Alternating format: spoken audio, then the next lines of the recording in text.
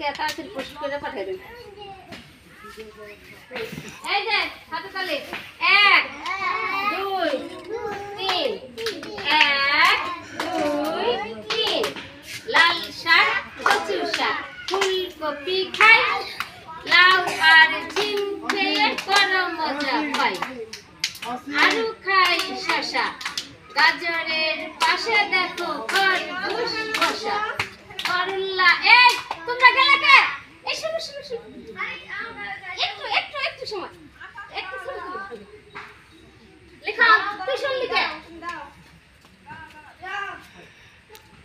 আজকে সুতার পড়া তো আমরা শুনাই একটু